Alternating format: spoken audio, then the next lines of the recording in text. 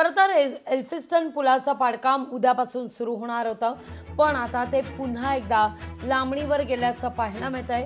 आसपासच्या 19 इमारतीतील रहिवाशांचा पुनर्वसनाचा प्रश्न हा प्रलंबित आहे। त्यामुळे वाहतूक पोलीस आणि महानगर प्रदेश विकास प्राधिकरण यांच्याकडून पूल तोडण्यासंदर्भात अंतिम निर्णय कागदावरच राहिलाय।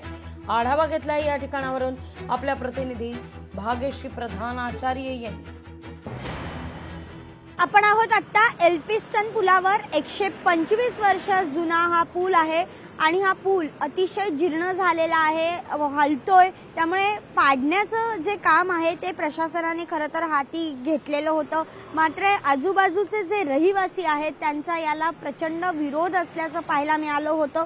याआधी देखील दोनदा हा पूल पाडण्याचा प्रयत्न केला गेला, मात्र आजूबाजूच्या रहिवाशांनी इथे एक आंदोलन उभारलेलं पाहायला मिळालं आणि त्यामुळे हा पूल पाडला गेला नाही। त्यावेळी त्यानंतर आता वाहतूक पोलिसांकडनं 10 तारखेला हा पूल 10 सप्टेंबर रोजी म्हणजेच गणेश उत्सवानंतर हा पूल पाडण्यात येणार असल्याची माहिती दिली गेली होती, मात्र अजूनही कोणतेही मार्गदर्शनपर सूचना ज्या आहेत वाहतूक विभागाच्या त्या अजूनही आलेल्या नाहीत। या संदर्भात वाहतूक पोलिसांना विचारलं असता MMRDAशी एकदा संपर्क साधा अशी माहिती त्यांनी दिली, तर MMRDAशी संपर्क साधला असता या संदर्भात कोणतीही माहिती सध्या उपलब्ध नसल्याचं त्यांनी सांगितलं। मात्र असं असलं तरी हा पूल जो आहे तो अत्यंत जीर्ण झालेला आहे आणि या पुलामुळे एक जो उन्नत रस्ता होणार आहे, शिवडी वरळी उन्नत रस्ता जो होणार आहे त्या प्रकल्पाला उशीर होताना पाहायला मिळतोय। आता या पुलाचं नेमकं कशा पद्धतीने बांधकाम करायचं आणि